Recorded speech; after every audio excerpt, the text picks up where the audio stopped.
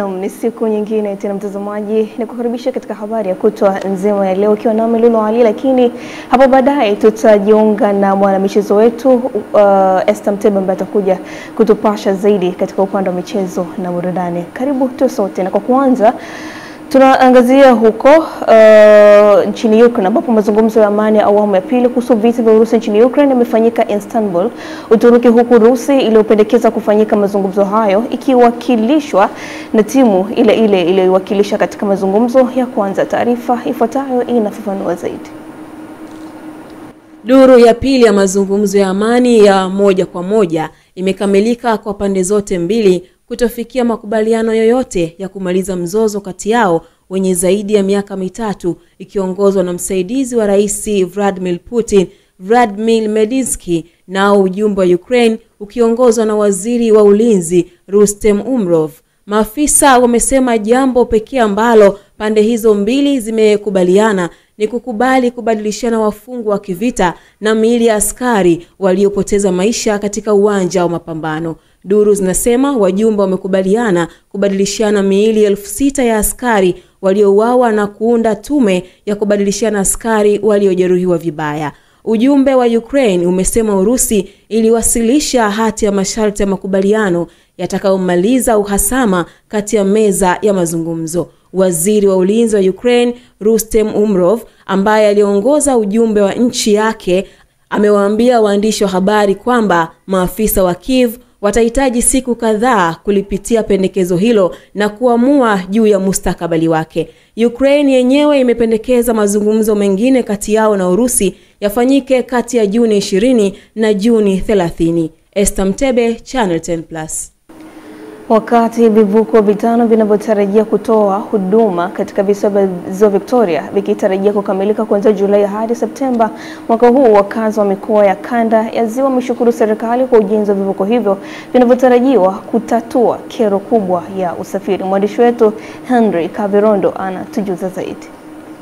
Hii ni ahadi ya serikali ya awamu ya 6 chini ya Mheshimiwa Rais Dr. Samia Suluhu Hassan, ikisadifu utekelezaji wa ilani ya uchaguzi ya mwaka 2020-2025. Vivuko hivi vilivyoigharimu serikali zaidi ya shilingi bilioni 27 za Kitanzania vinatarajiwa kuruhusiwa kuanza kutoa huduma kuanzia Julai mwaka huu hadi Septemba, ili wakazi wa mikoa ya kanda ya Ziwa waweze kunufaika. Wakazi wa kanda ya Ziwa watarajie maendeleo, kwa sababu hii vivuko ni chachu ya maendeleo mahali vinakoenda, na sisi kwa uzoefu wetu tunao hapa tunajenga vivuko ambavyo vina ubora mzuri kabisa wa kimataifa, kwa wao na uhakika wa safari zao. Kuna maeneo ambayo mpaka sasa hawana vyombo vya uhakika ambao vitaenda vipya kabisa kwenda huko, kwa ambapo hiyo mitumbi na wawekea mipaka hawezi kuvuka na mizigo mikubwa, biashara ichangamki vizuri, kwa wajiandae kwa hizo fursa. Serikali sisi tunawaomba waendelee kuamini kampuni za ndani na kuendelea kuzipa kazi,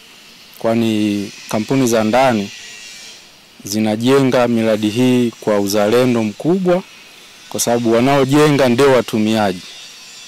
Kwa hiyo zimejengwa kwa uzalendo na zitakuwa ni boti nzuri ambazo zitafaa kwa matumizi ya nchi yetu. Kwa hiyo tunaomba serikali iendelee kuziamini kampuni za ndani na kuzipa kazi. Cuthbert Joseph ni mjumbe wa Chama cha Mapinduzi CCM mkoa wa Mwanza. Tumebarikiwa na tumependelewa sana na mama, kwa sababu yapo mambo ambayo tangu nchi ipate uhuru watu wamekuwa wakipata tabu sana ya kusafiri.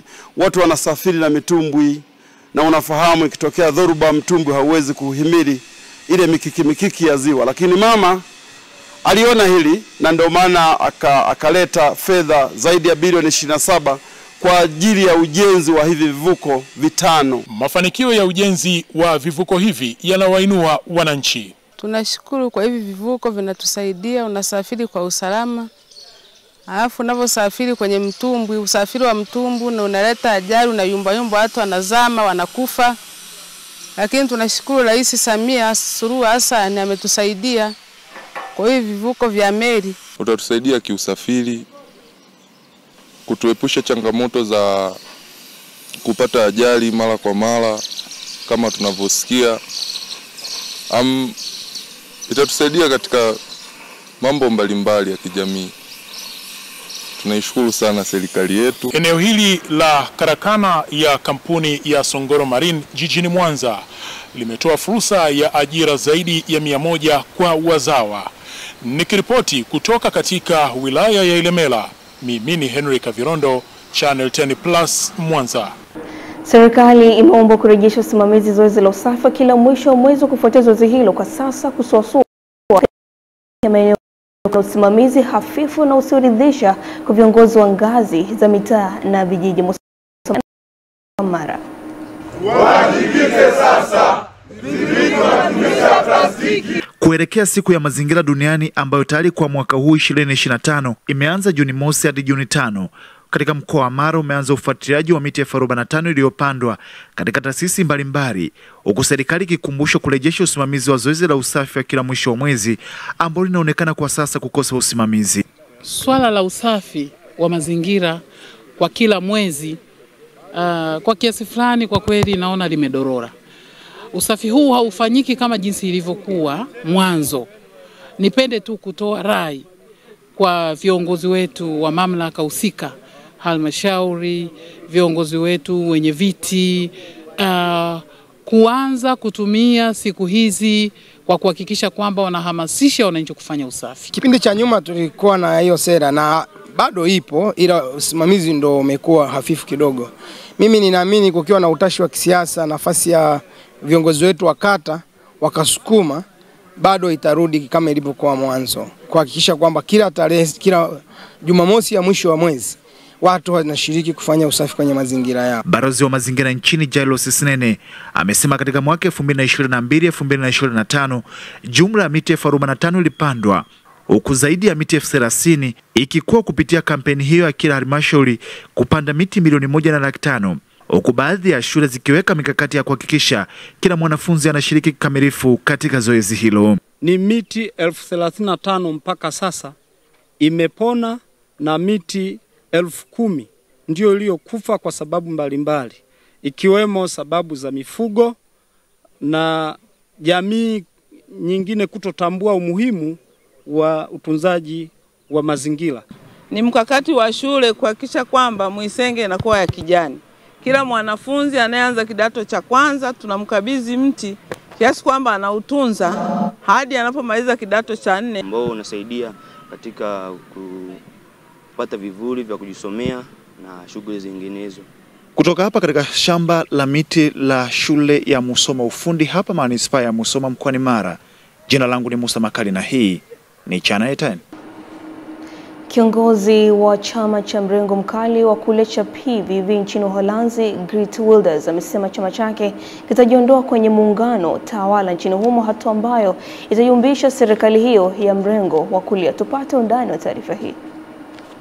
Katika ujumbe aliochapisha kwenye mtandao wa kijamii wa X, Wilders amesema hakuna ridhaa kwa mipango yetu ya kuhifadhi chama cha PVV kinachojiondoa kwenye muungano, akimaanisha chama chake cha mrengo mkali wa kulia. Wilders ameongeza kusema kuwa amemjulisha waziri mkuu kwamba anawaondoa mawaziri wa chama cha PVV kwenye baraza la mawaziri na kwamba hawezi tena kubeba jukumu kwa hilo. Wilders amekasirishwa na kile alichokiona kama kasi ndogo ya kuanzisha serikali zaidi ya uhamiaji iliyokubaliwa na washirika wa muungano baada ya ushindi wake wa kushangaza katika uchaguzi wa Novemba mwaka 2023. Miezi 18 baada ya ushindi wake huo ulioleta mshituko kote Ulaya, kura za maoni zilionyesha kuwa chama chake cha PVV bado ndicho chenye ushawishi zaidi. Mazungumzo ya dakika za mwisho kuhusu mzozo huo leo asubuhi ulichukua takriban nusu saa kabla viongozi wa vyama vinne vya muungano kutoka wakiwa katika hali ya kukasirika. Kiongozi wa chama cha kiliberali cha VVD, Dylan Yesilgos, alionekana kuwa na hasira. Ameitaja hatua ya Wilders kuwa ya ukosefu mkubwa wa wajibikaji na kuongeza kuwa anahofia utoaji fursa wa vyama vya mrengo wa kushoto. Kujiondoa kwa chama hicho cha PVV kutoka kwenye serikali hiyo ya muungano kunafungua kipindi cha kukosa uhakika wa kisiasa katika taifa hilo la tano lililoimarika kiuchumi barani Ulaya, ambalo pia ni muuzaji mkubwa wa bidhaa nje ya nchi, huku vyama vya mrengo mkali wa kulia vikipata mafanikio katika bara zima. Shabani Mpute, Channel 10 Plus. Jumla ya madaktari bingwa na bobezi wa Rais Samia 34 wameanza kambi ya siku 5 katika halmashauri za mkoa Iringa ambazo zaidi ya wagonjwa 4,000 wanatarajiwa kupata huduma za matibabu za kibingwa na hivyo kuondolea adha ya kusafiri umbali mrefu na gharama kubwa kufuata huduma hiyo muhimu. Katika awamu ya kwanza ya madaktari bingwa wa Rais Samia waliofika mkoani Iringa, wagonjwa waliopata huduma za afya za kibingwa walikuwa 2,566. Clement Sanga ana taarifa zaidi. Akizungumza wakati wa utambulisho mfupi wa jopo hilo la madaktari bingwa na bobezi wa Rais Daktari Samia kwa serikali mkoani Iringa, mwakilishi kutoka Wizara ya Afya Upendo Mamchomi amesema madaktari hao watakita kambi kwenye halmashauri zote 5 mkoani humo, huku wagonjwa 3,000 mpaka 4,000 wakitazamiwa kufikiwa. Kwa tunaamini kabisa katika fezi yetu hii ya pili itakuwa na matokeo makubwa zaidi. Sawa jamani wabobezi, ili tuweze kuongeza, tunatamani kufanya vizuri zaidi, na kutokana na matokeo haya nafikiri yatatupa hamasa ya kufanya vizuri zaidi, ili ikiwezekana ili jukumu angalau tupate na fezi zingine. Kwa upande wake, kaimu mganga mkuu wa mkoa wa Iringa RMO Credianus Mgimba amesema huduma hiyo ya madaktari bingwa na bobezi ina mchango mkubwa na chanya kwenye kutoa huduma za afya kwa umma, hasa kwa wananchi wanaokaa maeneo ya pembezoni katika jamii. Kwa utaratibu wa kawaida hiyo huduma wasingeipata, na kama wangeipata wasingepata kwa gharama hizo ambazo ni nafuu, ambazo waweza kupata kwenye maeneo yao. Wanatakiwa wasafiri waje hospitali ya mkoa, na ikishindikana hapa wanake wapeleke hospitali za rufaa za kanda au taifa. Sasa kwa kuweza kusogeza huduma kwenye maeneo yao au karibu na maeneo yao, inapunguzia gharama kubwa, na ndio maana wamejitokeza kwa kiwango kubwa. Lakini kwa ujio wa madaktari hawa hapa Iringa, sisi kama hospitali ya mkoa tunaona kwamba tutafaidika zaidi na kile ambacho pengine sisi kama hospitali ya mkoa hatujakifikisha kwao, watatusaidia kwa karibu zaidi. Na hii ndo ikawa ahadi ya madaktari hao. Ujio huu umekuwa na manufaa makubwa sana kwa wananchi na pia kwa wafanyakazi katika vituo mbalimbali vya afya. Clement Sanga, Channel 10, Iringa. Bilionea wa Marekani Bill Gates ametangaza leo Jumanne kwamba kiasi kikubwa cha mapato ya wakfu wa Gates ya dola bilioni 200 kitatumika Afrika cha miongo miwili ijayo. Gates ambaye Meinana alisema kuwa ataufunga wakfu huo ifikapo mwaka 2045 ametoa ahadi hiyo alipokuwa akiwahutubia viongozi wa Afrika jijini Ethiopia. Amewaambia viongozi hao sehemu kubwa ya hizo zielekezwa katika utatuzi wa barani Afrika, akiwahimiza kuimarisha sekta za afya na maendeleo kupitia ushirikiano na uvumbuzi. Aidha, alitaja mataifa ya Msumbiji, Nigeria, Rwanda, Zambia na Zimbabwe kama mifano ya nchi zinazoonyesha uongozi thabiti unaokuza uvumbuzi. Mahakama ya Afrika ya Haki za Binadamu na Watu imeziomba mamlaka za kimataifa kusaidia katika usimamizi na utekelezaji wa matumizi yake ili kuongeza ufanisi katika kulinda haki za binadamu barani Afrika. Zaidi na Jamila Omar. Kauli hiyo imetolewa jijini Arusha na Jaji Imani Aboud wakati wa hafla ya kukabidhi rasmi majukumu ya uongozi kwa nafasi ya rais baada ya kumaliza muda wake wa kuhudumu katika nafasi hiyo, baada ya jopo la majaji wa mahakama hiyo kumchagua rais mpya atakayeiongoza mahakama kwa kipindi cha miaka 2.